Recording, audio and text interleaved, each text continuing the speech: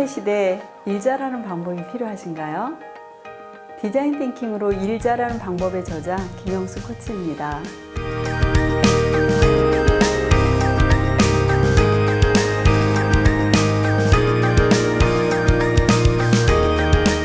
최근 디자인 띵킹이라는 용어가 유행하고 있는데요. 디자인 띵킹이 뭐예요? 이렇게 묻는 분들이 많으세요. 네, 디자인 띵킹이란 원래 디자이너들이 생각하는 방식, 일하는 방식을 말해요. 인간적이고 창의적인 문제 해결 방법이죠. 어떻게 하면 좀 더 사용자 관점에서 고객의 중심에서 문제를 해결해 볼까 하면서 고민하는 디자이너들이 일하는 방식을 우리 경영학자들이 배우기 시작했어요. 이런 방법을 일반인들에게도 좀 가르쳐 줄 수 있는 방법이 없을까 고민하고 있었던 거죠. 네, 이걸 적용하기 시작했는데요. 일본의 곤노 노보루 교수는 디자인은 상대방의 입장에서 가슴으로 생각하는 방법이다 이렇게 정의를 하고 있고요. 그리고 캐나다의 로저 마틴 교수, 물론 경영학자인데요. 이분은 분석적 사고와 그리고 통합적 사고의 밸런스를 이루는 사고다라고 이렇게 얘기를 합니다. 네, 그래서 이런 디자인 띵킹을 어떻게 하면 우리 일반인들이 또 더 잘 배우고 또 업무에 적용해 보면서 혁신을 이루어갈 수 있을까, 이 방법론을 연구하고 퍼실리테이터를 양성하고 있습니다. SAP라고 하는 셉이라고 하는 회사 아세요? 네, 이 회사에서 사회 공헌 활동으로 실리콘밸리에 있는 스탠포드의 D스쿨이라는 것을 만들게 됩니다. 이곳에서 스탠포드 졸업생들 모두에게 디자인 스쿨을 통해서 디자인 띵킹을 가르치고 있지요. 네, 여기서는 모든 학생들이 졸업하기 전에 이 과정을 필수로 이수를 해야 되고요. 실제 사회 문제 해결이라든지 다양한 프로젝트를 해결하면서 실제 고객을 몸으로 공감하고 그들과 함께 문제를 해결하는 그런 과정을 거치고 있습니다. 한국에서도 제가 책을 쓰기도 했고요. 다양한 분들이 이 디자인 띵킹으로 일하는 방식을 혁신해 가고 있는데요.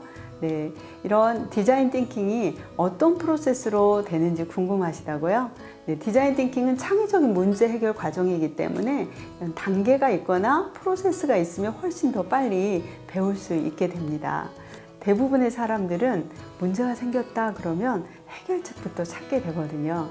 그런데 정말 이 디자이너들은 바로 해결책으로 들어가는 게 아니라 고객을 한번 따라가 보고 고객을 관찰하고 고객과 인터뷰를 한 다음에 진짜 고객이 힘들어하는 것이 무엇인지를 찾는 엠파사이즈, 고객을 공감하는 단계부터 시작한다는 거예요.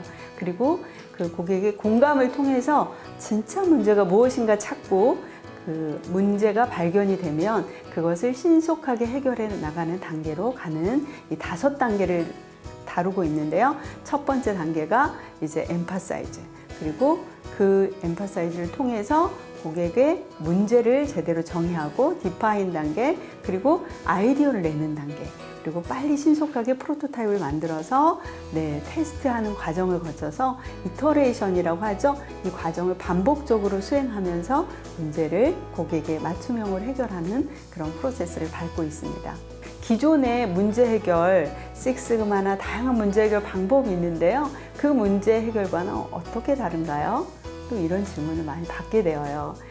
가장 큰 특징 2가지를 말씀드리고 싶은데요. 첫 번째는 고객을 공감한다는 겁니다. 사용자 관점에서 그들이 무엇이 불편한지, 어떤 애로사항들이 있는지 이런 것들을 공감하게 되는데요. 즉, 그 사람이 되어보는 것입니다. 그 사람이 되어본다는 것은 쉬운 일이 아니죠. 네, 미국의 패트리사 모어라고 하는 디자이너가 있었습니다. 이는 26살에 처음에 회사에 들어갔는데요. 회사에서 신제품이나 디자인 개선에 대한 아이디어를 내라고 하자 냉장고 문을 쉽게 여닫을 수 있는 그런 문을 디자인했으면 좋겠어요 하고 디자인 아이디어를 냅니다. 그런데 잘리고 말아요. 그래서 이 패트리샤 모어는 회사를 해고하게 되는데요. 본인이 회사를 박차고 나오게 됩니다. 이 모어는 왜 냉장고 문을 가볍게 여는 제안을 했냐면요. 본인의 할머니, 좋아했던 할머니가 그 요리를 굉장히 좋아하셨는데 할머니가 어느 날 요리를 안 하시는 거예요. 그래서 왜 우리 할머니가 요리하시는 것을 즐겨 하셨는데 안 하실까 이렇게 관찰을 해봤더니 70년대 냉장고 문이 굉장히 무거웠어요. 산업용 냉장고처럼. 그래서 할머니가 관절이 약해지셔가지고 이 냉장고 문을 여는 거를 못하고 계셨던 거예요. 그래서 문을 열고 닫는 것이 힘들어서 할머니가 그만 유리를 끊게 된 거였죠. 이런 할머니를 관찰한 다음에 우리 할머니가 너무 안타까워서 우리 할머니를 도울 수 있는 방법이 무엇일까? 이렇게 고민하다가 그 아이디어를 냈던 거죠. 바로 한 사람의 고객에 집중한다는 거였어요. 할머니를 위한 냉장고, 관절이 약한 사람도 어린아이도 손쉽게 열 수 있는 그런 냉장고 디자인을 하고 싶었는데 그 아이디어가 탈락되자 이 패트리샤 무어는 그만 회사를 이제 나오게 됩니다. 그러면서 마음을 먹었죠. 미국의 여러 주들 그리고 유럽의 여러 국가들을 돌면서 이들은 80세의 할머니로 분장을 해요. 무어가. 그래서 80세의 할머니가 되고 보니까 다리도 관절도 아프고 또 기부스도 하고 지팡이를 짚고 이렇게 손에 가방을 들고 다니는데 이게 너무 불편하고 무거운 거예요. 그래서 개발하게 된 것이 바로 우리가 여행 갈 때 많이 끌고 다니는 가방이죠. 캐리어를 개발하게 됩니다. 그 외에도 양손으로 쓰는 가위 그리고 또 저상버스 이런 것들을 개발하면서 유니버셜 디자이너로 유명하게 됩니다. 이렇게 고객을 공감한다는 것은 바로 그 고객이 되어보는 과정을 얘기하는 건데요.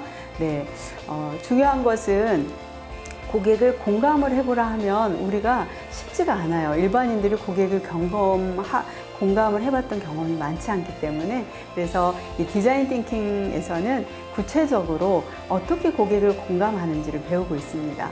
첫 번째 단계는 옵저버, 고객을 관찰해 보는 거예요. 아까 패트리샤 무어가 할머니를 관찰해 봤듯이 그 고객에게 어떤 불편함이 있는지를 관찰을 통해서 고객의 공감을 하는 거고요.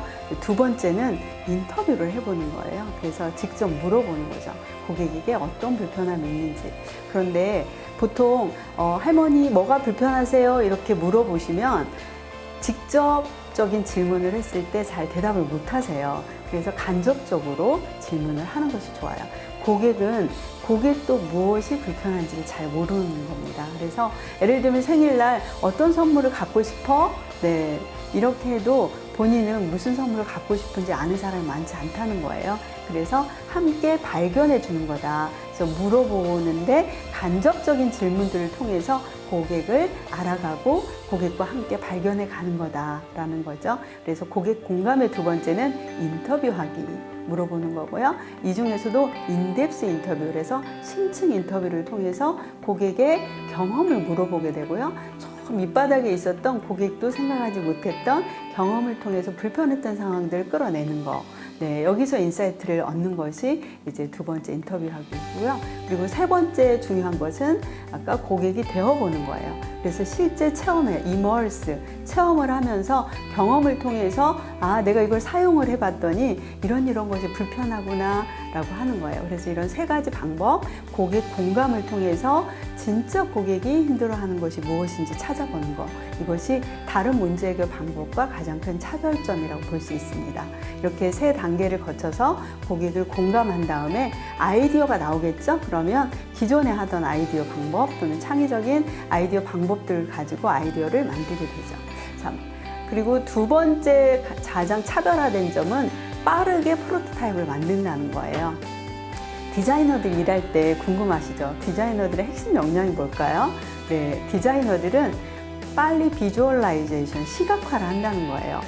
머릿속으로 상상하는 것들을 빨리 그림으로 그려서 이런 거 얘기하나요? 이렇게 보여주잖아요. 그리고 텐저블라이제이션, 그래서 가시화해 보는 거예요. 물건으로 직접 만들어 보는 거죠. 그런데 이 프로토타입 과정에서는 싸게 만드는 게 중요해요. 그리고 빨리 만들어야 되거든요. 일을 다 완벽하게 해놓고 이거 어떠세요? 하고 고객한테 물어보면 돈이 너무 많이 들어갔기 때문에 고객이 이거 서비스 안 좋아요 해도 우리는 방어하게 된다는 거예요. 그래서 빨리 싸게 만들어 보는 거, 이게 프로토타입의 핵심입니다. 그래서 다른 문제 해결 방법과 가장 큰 차이점 두 가지를 듣는다면 첫 번째는 고객을 공감으로부터 시작해서 한 사람을 깊이 공감한 다음에 문제의 아이디어를 내고 그 문제의 아이디어가 나왔을 때에 빨리 프로토타입으로 결과를 만들어서 고객이 검증을 받는다는 거, 이것이 가장 큰 차이라고 할 수 있습니다.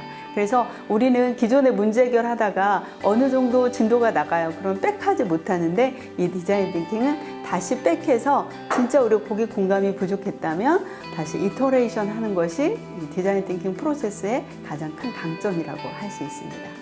디자인 띵킹은 이렇게 세 가지 철학을 가지고 있는데요. 첫 번째는 우문현답. 우리의 문제는 현장에 답이 있고 고객에게 답이 있기 때문에 고객에게 찾아가서 공감해 보는 것부터 시작했고요. 책상에서 문제를 해결하지 않고 현장에 가보는 거. 그리고 두 번째는 실사구시인데요. 빨리 프로토타입을 만들어서 문제를 해결하는 거예요. 물론 그 하는 과정에서 작은 실패가 있을 수 있지만 그 실패를 통해서 새롭게 배우는 거. 이것이 또한 디자인 띵킹의 핵심 철학이고요. 그다음에 세 번째는 우리 팀원들이 같이 협업한다는 거예요. 그리고 꼭 팀원들뿐만이 아니라 마을의 리더들 그리고 이해관계자들이 협업하고 또는 고객과 함께 협업하는 것을 코크리에이션이라고 하는데요. 이렇게 고객과 함께 문제를 해결하면서 더 사회를 아름답게 만들어가는 그런 철학을 가지고 있습니다. 그래서 디자인 띵킹은 한국 엑서너닝 협회 퍼실리테이터 인증 과정이 있고요. 또 디노베이터가 된다면 우리는 내가 처해 있는 직장에서 또는 어느 곳에든지 이런 혁신을 이뤄갈 수 있는 그런 방법을 빠르게 배울 수 있을 것 같고요. 저는 그렇게 과정에 또 들어갈 수 있는 그런 여력이 안 되신다고요? 그러면 제가 최근에 쓴 책이 있습니다. 디자인 띵킹으로 일 잘하는 방법. 그 책을 보면은 국내 해외 여러 가지 사례들도 있고요. 그리고 또 어떤 단계를 통해서 가야 되는지 우리 5단계 아까 우리 배운 그런 방법으로 자세하게 따라갈 수 있게끔 가이드가 되어 있는 그런 매뉴얼 북입니다. 자, 고객 중심의 창의적인 문제 해결, 디자인 띵킹으로 여러분들도 고객에게 더 맞춤형으로 내가 디자이너가 마치 된 것처럼 그런 디자인 띵킹을 활용해 보시고 싶지 않으세요? 우리 모두 디자인 띵킹으로 한 단계 도약하는 또 이런 디자인 띵킹이 사회에 더 많이 뿌리 내려서 더 따뜻한 사회를 만들어 가는데 우리 함께 기여했으면 좋겠습니다.